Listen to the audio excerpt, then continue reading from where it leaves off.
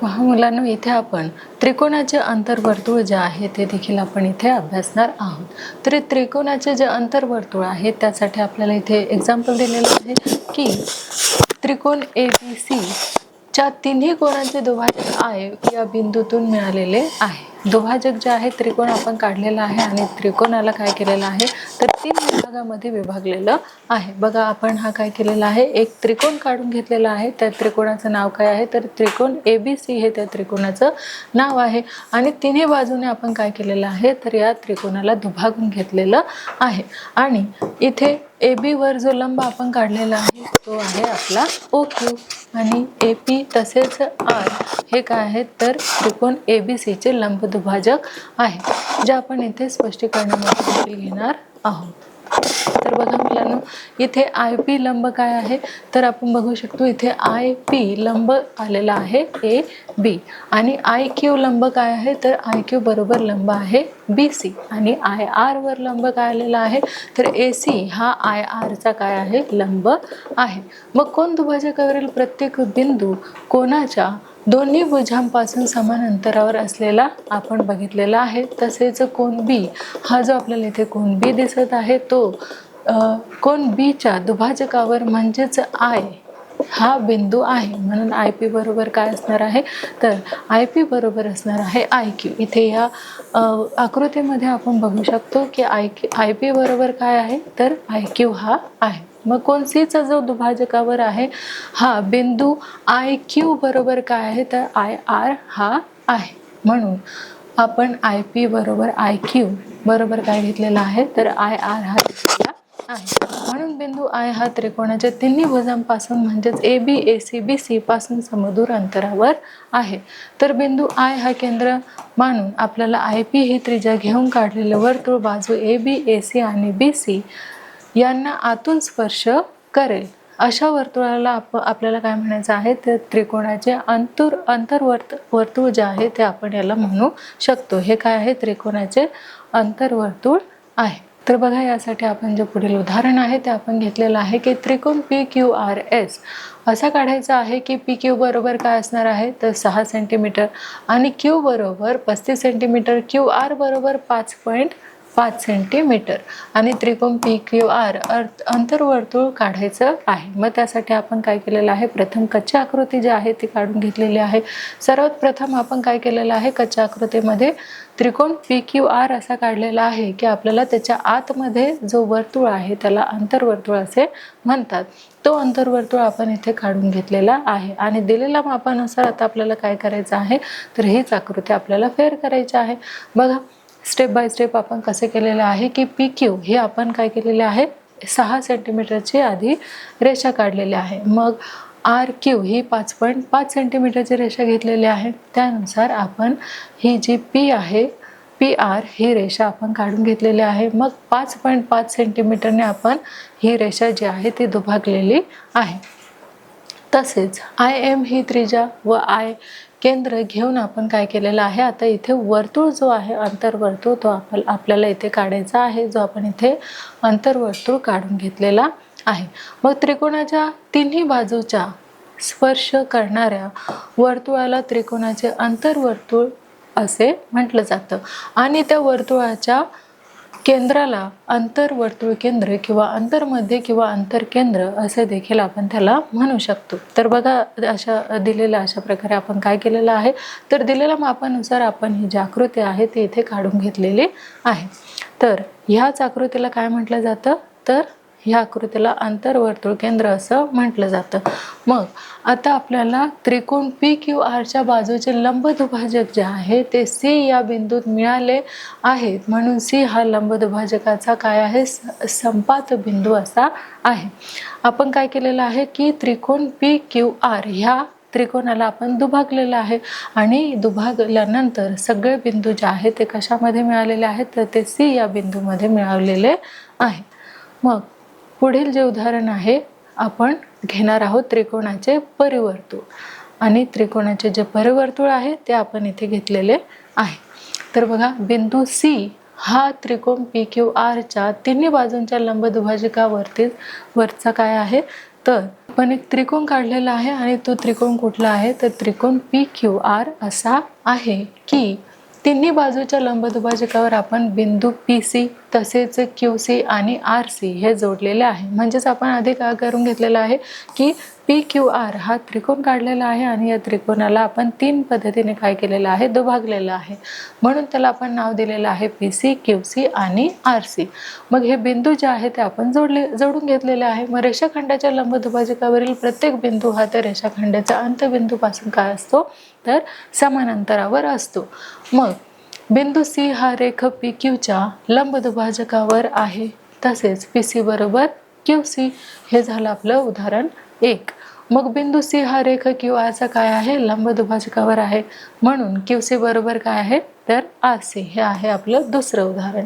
मग PC बरोबर काय तर QC आणि बरोबर RC. मग विधान 1 आणि विधान 2 वरून C बिंदू केंद्र घेऊन आपण काय केलेलं आहे तर PC ही त्रिज्या घेऊन काढलेली वर्तुळ या त्रिकोणाच्या तिन्ही शिरोबिंदूतून आपण काय केलेले आहे तर ती घालवलेली आहे. म्हणून ह्या जो आपला त्रिकोण आहे त्याला आपण दुभागलेला आहे. अशा वर्तुळालाच काय म्हटलं जातं तर त्रिकोणाची परिवर्तुळ असं त्याला म्हटलं जातं. तर हे झालं आपलं त्रिकोणाचे परिवर्तुळ हे जे उदाहरण आहे ते आपण इथे घेतलेलं आहे. मग आपल्याला काय लक्षात ठेवायचं आहे की त्रिकोणाच्या सर्व शिरोबिंदूतून जाणाऱ्या वर्तुळाला त्रिकोणाचे परिवर्तुळ असं म्हटलं जातं. त्या वर्तुळाच्या केंद्राला काय म्हटलं जातं तर परिकेंद्र असं म्हटलं जातं. तर पहा मुलांनो, अशा प्रकारे जे आपलं पुढचं उदाहरण आहे ते आहे की त्रिकोण ABC हा असा काढायचा आहे की कोन B हा 100 अंश असणार आहे. BC हा 6.4 सेंटीमीटर तसेच कोन C हा 50 अंश या त्रिकोणाचे काय करायचे आहे आपल्याला तर वर्तुळ काढायचं आहे, अंतर्वर्तुळ काढायचं आहे. म्हणून सर्वात प्रथम आपण इथे काय केलेलं आहे दिलेल्या माहितीवरून आधी रफ आकृती जी आहे कच्ची आकृती जी आहे ते आपण इथे काढून घेतलेली आहे. तर पहा BC हे आपल्याला किती काढायला सांगितलेले आहे 6.4 सेंटीमीटर. मग आपण मोजपट्टीच्या सहाय्याने काय करणार आहोत तर BC ही जी रेषा आहे ती 6.4 सेंटीमीटर आपल्याला काढून घ्यायची आहे. म्हणून आपण बघा मोजपट्टीच्या सहाय्याने आधी BC ही 6.4 सेंटीमीटर काढून घेतलेली आहे. मग आपण B हा जो कंस आहे तो आपण कोन मापकाच्या सहाय्याने 100 अंशाचा काढलेला आहे आणि मग तो आपण काय केलेला आहे जोडलेला आहे आणि B तसेच बिंदू C हे आपण काय केलेले आहे दुभागलेले आहे. त्याला आपण I हे नाव दिलेलं आहे. मग आता आपण त्याच्यावरती BC वरती काय काढलेला आहे लंब काढलेला आहे. तो लंब कुठला आहे तर IM हा लंब आहे. मग त्याच्या कंपासाच्या सहाय्याने त्याचं माप आपण घेतलेलं आहे. मग त्यानुसार आपण तिथे मग यावरूनच आपण इथे काय काढलेलं आहे तर ह्या लंबाचा अंतर घेऊनच आपण त्याच्यामध्ये वर्तुळ जे आहे ते काढलेलं आहे. बघा हे वर्तुळ जे आहे आपल्याला इथे आलेलं आहे. तर हे कंपासाच्या सहाय्याने आपण काय केलेलं आहे या लंबाचं IMचं अंतर घेऊन आपण इथे अंतर्वर्तुळ जे आहे ते काढलेलं आहे. हे दिलेल्या मापानुसार आपण काय केलेलं आहे अंतर्वर्तुळ काढून घेतलेलं आहे. आता जे उदाहरण दुसरं आहे ते आहे की त्रिकोण PQR असा काढा की कोन P बरोबर किती 70 अंश, कोन R बरोबर 50 अंश आणि QR बरोबर किती आहे तर 7.3 सेंटीमीटर. या त्रिकोणाचे परिवर्तुळ जे आहे ते आपल्याला काढायचे आहे.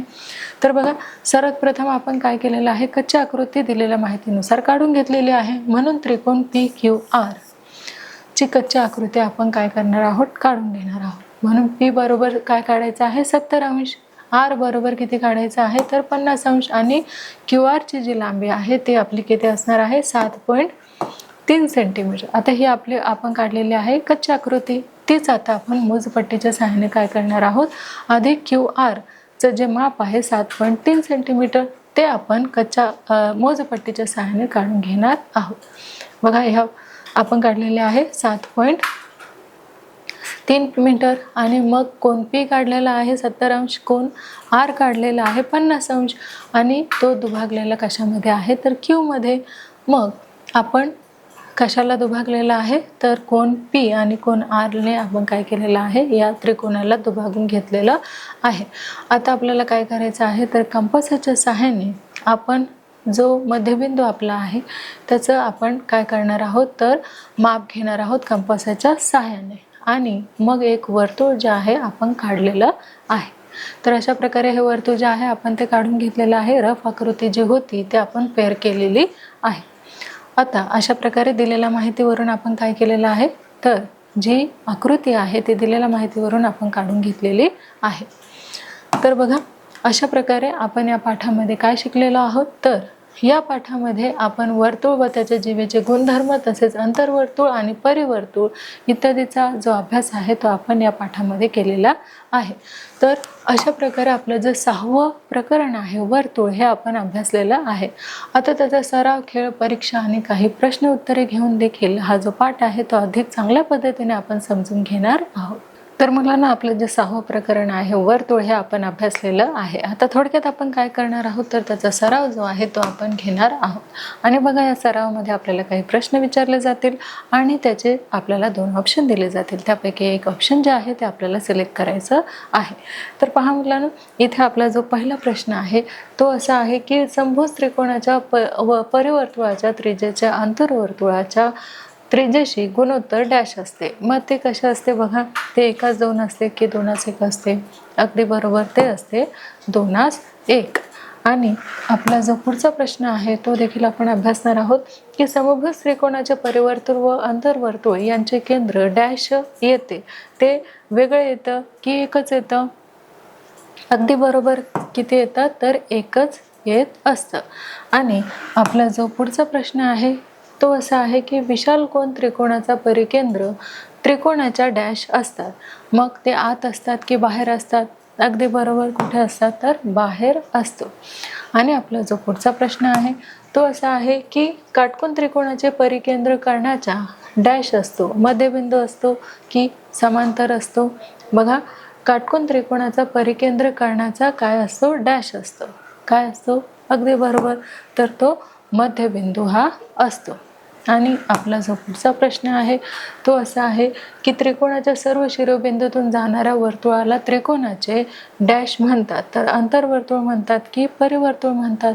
पहा, त्रिकोणाच्या सर्व शिरोबिंदूतून जाणाऱ्या वर्तुळाला त्रिकोणाचे काय म्हणतात? अगदी बरोबर, परिवर्तुळ असे म्हणतात. आणि आपला जो पुढचा प्रश्न आहे तो असा आहे की परिवर्तुळाच्या केंद्राला डॅश असे म्हणतात. काय म्हणतात बघा, परिकेंद्र म्हणतात की अंतर्केंद्र म्हणतात? अगदी बरोबर, परिकेंद्र असे म्हणतात. परिवर्तुळाच्या केंद्राला परिकेंद्र असे म्हटलं जातं. आणि आपला जो पुढचा प्रश्न आहे तो आहे की एका वर्तुळातील एकरूप जीवा वर्तुळ केंद्रापासून डॅश अंतरावर असतात. असमान अंतरावर असतात की समान अंतरावर असतात? अगदी बरोबर, समान अंतरावर असतात. आणि आपला जो पुढचा प्रश्न आहे तो आहे वर्तुळाचा व्यास जर वर्तुळाच्या 2 जीवांना डॅश असेल तर त्या जीवा परस्परांना समांतर असतात. बघा, दुभागतात की छेदतात? काय असणार आहे? अगदी बरोबर, दुभागतात. हे आपलं योग्य ऑप्शन आहे. आणि आपला जो पुढचा प्रश्न आहे तो असा आहे की वर्तुळाच्या केंद्रातून जीवेवर काढलेला लंब जीवेला डॅश, तर तो छेदतो की दुभागतो? अगदी बरोबर, काय करतो, तर तो दुभागतो. आणि आपला जो पुढचा प्रश्न आहे तो आहे वर्तुळाचे केंद्र व जीवेचा मध्य यांना जोडणारा रेषाखंड जीवेस डॅश असतो, तो छेदता की लंब असतो? अगदी बरोबर, तो कसा असतो, तर लंब असतो. तर पहा मुलांनो, अशा प्रकारे आपण या पाठावर जो काही सराव आपल्याला घ्यायचा होता तो आपण घेतलेला आहे. आणि तुम्ही प्रत्येकाने अगदी खूप छान जे ऑप्शन आहे, पर्याय आहे ते निवडलेले आहे आणि योग्य उत्तरे सगळ्यांनीच दिलेले आहे. तर आपलं जे वर्तुळ हे प्रकरण आहे ते आपण अभ्यासलेलं आहे, त्याचा आत्ताच आपण सराव घेतलेला आहे. आता थोडक्यात आपण खेळाच्या माध्यमातून सुद्धा काय करणार आहोत, तर हे जे प्रकरण आहे ते अधिक चांगल्या पद्धतीने अभ्यासणार आहोत. चला मग मुलांनो, आपण या पाठावर खेळाच्या माध्यमातून सुद्धा काय करणार आहोत, तर काही विचारलेल्या प्रश्नांची उत्तरे देणार आहोत. बघा, आज आपण गिटार हा गेम खेळणार आहोत आणि यामध्ये आपल्याला काही प्रश्न विचारले जातील. त्यासाठी आपल्याला काही ऑप्शन जे आहे ते विचारले जातील. त्यातून आपल्याला योग्य जो ऑप्शन आहे तो आपल्याला सिलेक्ट करायचा आहे. तर बघा, एका वर्तुळात 2 समान लांबीच्या जीवा आहेत. केंद्रापासून त्या 5 सेंटीमीटर अंतरावर असून वर्तुळाची त्रिज्या 13 सेंटीमीटर आहे. तर त्या जीवाची लांबी आपल्याला काढायची आहे. मग ते 42 सेंटीमीटर आहे, 25 सेंटीमीटर आहे, 43 सेंटीमीटर आहे की 24 सेंटीमीटर आहे? बघा, नीट ऑप्शन बघा आणि सांगा पाहू उत्तर काय येईल. अगदी बरोबर, 24 सेंटीमीटर हे आपलं राईट आन्सर आलेला आहे. आणि आपला जो पुढचा प्रश्न आहे तो असा आहे की एका वर्तुळाची त्रिज्या 20 सेंटीमीटर आहे. ह्या वर्तुळाची एक जीवा वर्तुळाच्या केंद्रापासून 12 सेंटीमीटर अंतरावर आहे, तर त्या जीवेची लांबी आपल्याला काढायची आहे. आणि बघा, आपल्याला ऑप्शन काय दिलेले आहेत तर 23 सेंटीमीटर, 32 सेंटीमीटर, 24 सेंटीमीटर आणि 25 सेंटीमीटर. मग आपलं योग्य ऑप्शन काय आहे पहा. नीट आपल्याला ऑप्शन जे आहे ते बघायचे आहे आणि प्रश्न देखील नीट समजून घ्यायचा आहे, म्हणजे जे आन्सर आहे ते आपल्याला अगदी इझिली देता येईल. तर बघा, एका वर्तुळाची त्रिज्या 20 सेंटीमीटर आहे. ह्या वर्तुळाची एक जीवा वर्तुळाच्या केंद्रापासून 12 सेंटीमीटर काय आहे अंतरावर आहे, तर त्या जीवेची लांबी किती असणार आहे? अगदी बरोबर, 32 हे असणार आहे. अशाच प्रकारे दुसरा देखील आपण प्रश्न घेऊया. तर पुढचा जो आपला प्रश्न आहे तो आहे एकाच वर्तुळावर डॅश जीवा वर्तुळ केंद्रापासून समान अंतरावर असतात आणि त्यासाठी आपल्याला 4 पर्याय दिलेले आहे. पहिला जो पर्याय आहे आपला तो आहे समरूप, जो दुसरा आहे तो आहे स्वरूप, तिसरा आहे एकरूप, चौथा आहे असमान. मग सांगा पाहू मुलांनो, एकाच वर्तुळातील डॅश जीवा वर्तुळ केंद्रापासून समान अंतरावर असतात. काय ऑप्शन येणार आहे? अगदी बरोबर, एकरूप हे आपलं योग्य ऑप्शन आलेलं आहे. अशाच पद्धतीने जो पुढचा प्रश्न आहे तो देखील आपण घेणार आहोत. तर त्रिकोणाच्या सर्व शिरोबिंदूतून जाणाऱ्या वर्तुळाला काय म्हणतात?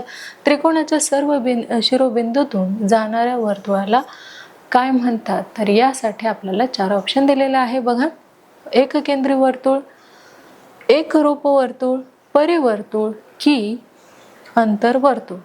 स्पष्टीकरण करत असताना आपण पाहिलेलं आहे की आपण काय केलेलं आहे, एक त्रिकोण काढून त्या जीवेची जो काही लंब आपण जीवेवर काढलेला आहे त्याचंच माप घेऊन आपण काय केलेलं आहे, सर्व बिंदूंना छेदेल असा काय केलेला आहे तर वर्तुळ काढलेला होता. म्हणून मग इथे जे ऑप्शन आहे तो योग्य काय येणार आहे? अगदी बरोबर, परिवर्तुळ. त्रिकोणाच्या संपूर्ण जे काही बिंदू आहेत ते काय करतात तर परिवर्तुळाला कनेक्ट करतात, म्हणून परिवर्तुळ हे काय आहे आपलं योग्य आन्सर आहे.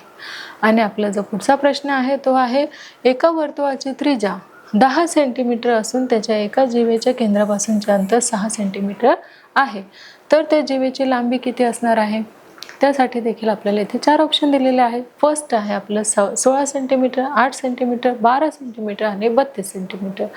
मग आपलं योग्य ऑप्शन काय असणार आहे? अगदी बरोबर, 16 सेंटीमीटर हे आपलं काय आहे तर योग्य ऑप्शन असणार आहे. आणि आपला जो पुढचा प्रश्न आहे तो त्रिकोणाच्या तिन्ही कोनाचे दुभाजक एक संपाती असतात, त्या संपात बिंदूंना काय म्हणतात? त्यासाठी आपल्याला 4 ऑप्शन दिलेले आहेत. बघा, मध्यका संपात, अंतरकेंद्र, लंब संपात की परिकेंद्र. काय म्हटलं जातं? अगदी बरोबर, अंतरकेंद्र असं म्हटलं जातं. याचप्रमाणे दुसरा देखील आपला प्रश्न आहे तो असा आहे की 2.9 सेंटीमीटर त्रिज्या असणाऱ्या वर्तुळात जास्तीत जास्त किती लांबीची जीवा असू शकते?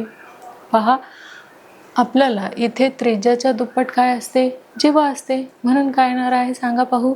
बघा, 5.8 सेंटीमीटर, 10 सेंटीमीटर, 7 सेंटीमीटर की 3.5 सेंटीमीटर? अगदी बरोबर, 5.8 सेंटीमीटर. म्हणजेच त्रिज्याच्या दुप्पट काय असते तर त्रिज्याच्या दुप्पट असते जीवा.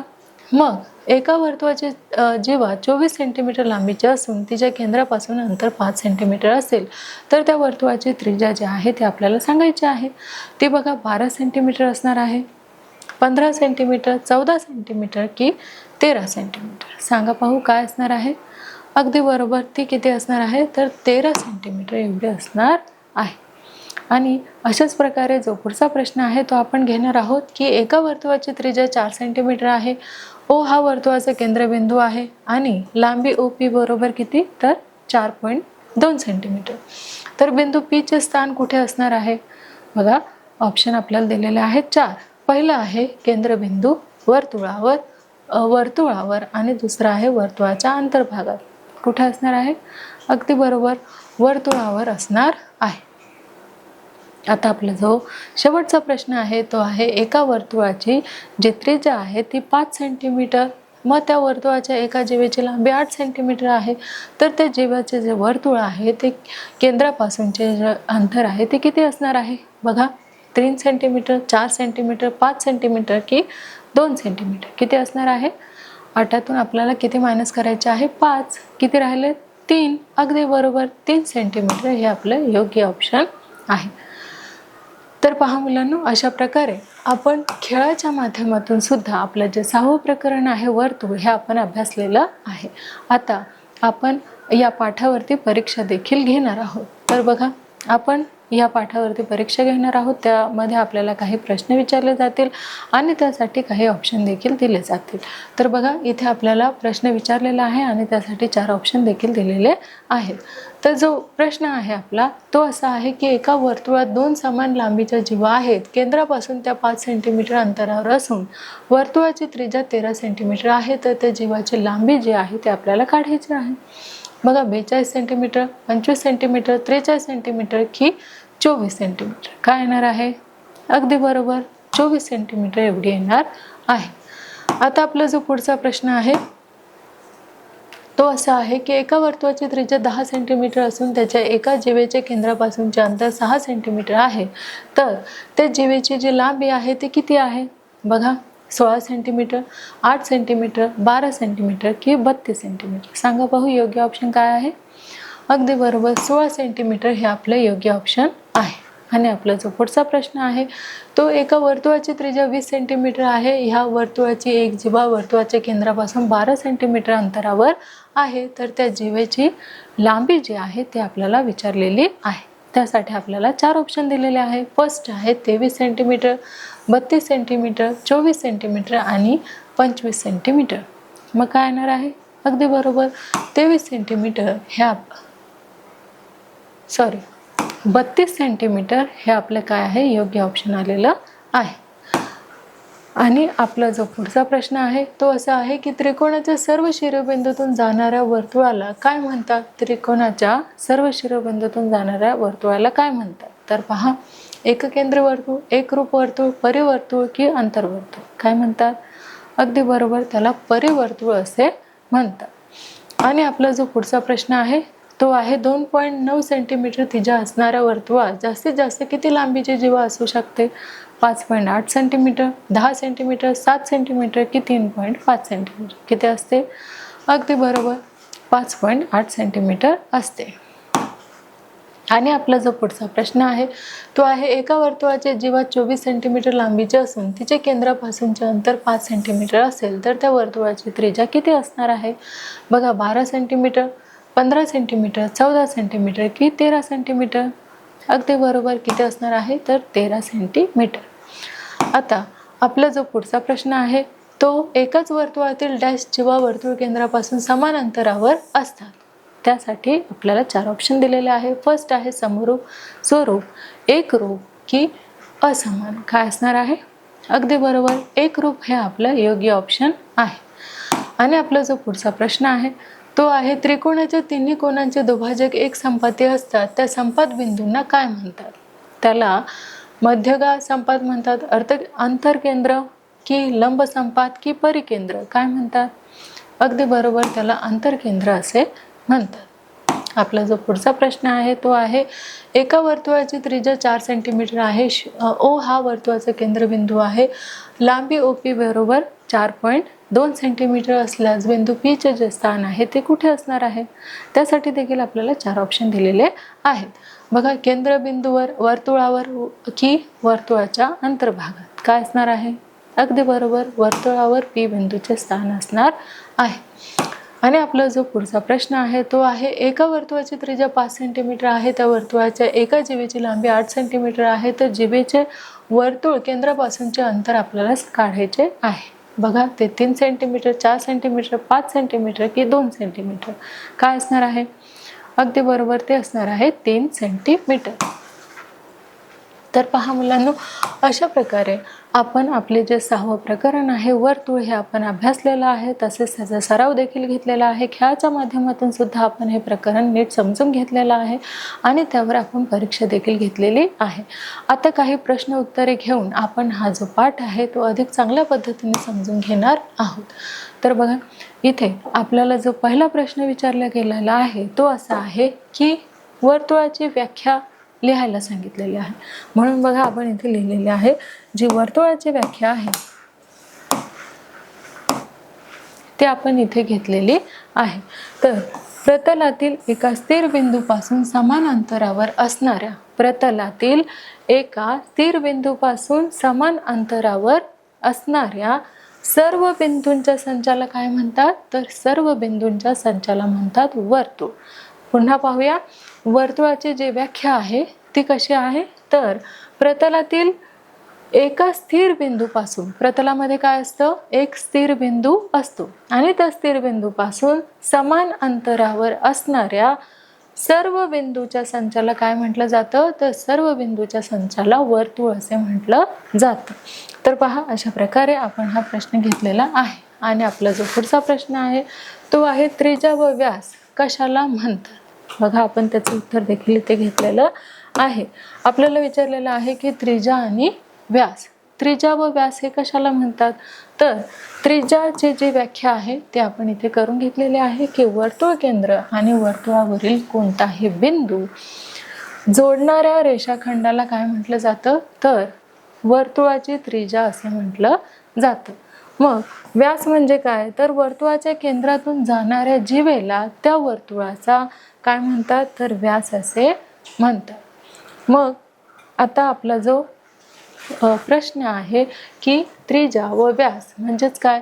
तर त्रिज्याचं आपण सांगितलेलं आहे की वर्तुळ केंद्र आणि वर्तुळावरील कोणताही बिंदू जोडणाऱ्या रेषाखंडाला काय म्हटलं जातं? तर वर्तुळाची त्रिज्या म्हटलं जातं. आणि व्यास म्हणजे काय? तर वर्तुळाच्या केंद्रातून जाणाऱ्या जीवेला त्या वर्तुळाचं काय म्हटलं जातं? व्यास म्हटलं जातं. तर अशा प्रकारे आपण त्रिज्या आणि व्यास याची जी डेफिनेशन आहे, व्याख्या आहे, ती बघितलेली आहे. आता आपला जो पुढचा प्रश्न आहे तो असा आहे की वर्तुळाचा केंद्र व जीवेचा मध्य यांना जोडणाऱ्या रेषाखंड जीवेस कसा असतात? तर पहा, त्याचं उत्तर देखील आपण इथे घेतलेलं आहे की वर्तुळाचे केंद्र व जीवेचा मध्य यांना जोडणारा रेषाखंड जीवेस लंब असे म्हणतात. काय म्हटलं जातं? तर त्याला वर्तुळाचे केंद्र व जीवेचा मध्य कशाचा? तर वर्तुळाचा केंद्र आणि जीवेचा मध्य यांना जोडणाऱ्या रेषाखंड जीवेस काय म्हटलं जातं? तर लंब असं म्हटलं जातं. तर अशा प्रकारे हा जो प्रश्न आहे तो इथे आपण अभ्यासलेला आहे.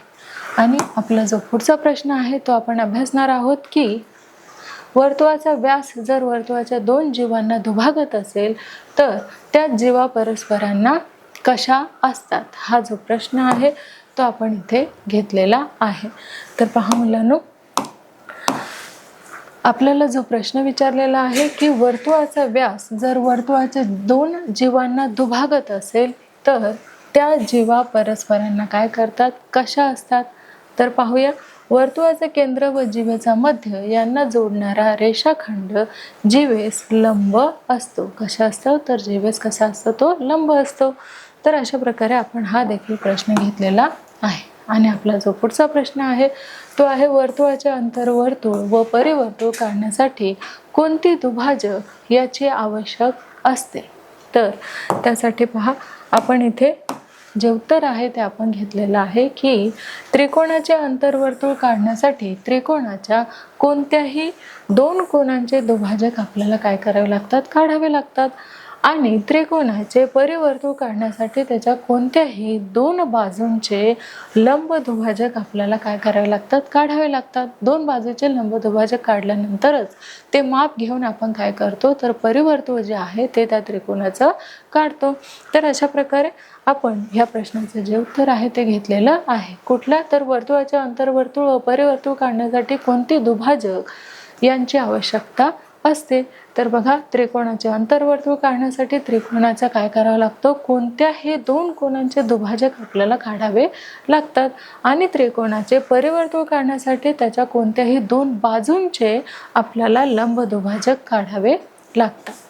आणि आपला जो शेवटचा प्रश्न आहे तो आपण घेतलेला आहे की अंतर्वर्तुळ व त्याचे केंद्र तसेच परिवर्तुळ व त्यांचे केंद्र यांना काय करायचं आहे, यांचं स्पष्टीकरण आपल्याला द्यायचं आहे। तर बघा, इथे आपण जे स्पष्टीकरण आहे कसलं, तर अंतर्वर्तुळ व त्यांचे केंद्र आणि परिवर्तुळ व त्यांचे केंद्र यातील जे फरक आहे, स्पष्टीकरण जे आहे ते आपण इथे घेतलेलं आहे की त्रिकोणाच्या तिन्ही बाजूंना स्पर्श करणाऱ्या वर्तुळाला त्रिकोणाचे अंतर्वर्तुळ म्हणतात।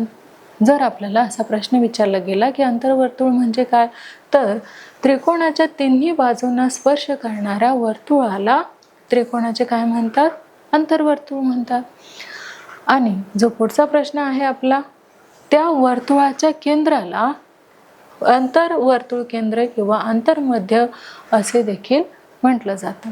मग त्रिकोणाच्या सर्व शिरोबिंदूत जाणाऱ्या वर्तुळाला त्रिकोणाचे काय म्हणतात, तर परिवर्तुळ असे म्हणतात। आणि त्या वर्तुळाच्या केंद्राला देखील काय म्हणतात, तर परिकेंद्र असे म्हणतात। जे आपण स्पष्टीकरणामध्ये अंतर्वर्तुळ आणि परिवर्तुळ हे समजून घेतलेलं आहे।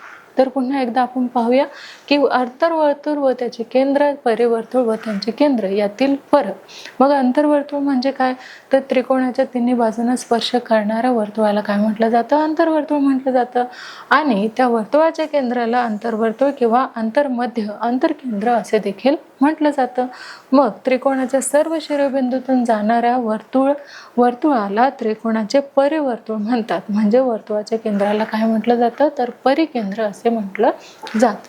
तर पहा मुलांनो, अशा प्रकारे आपण काही प्रश्नांचे जे स्पष्टीकरण आहे ते देखील आपण इथे अभ्यासलेलं आहे।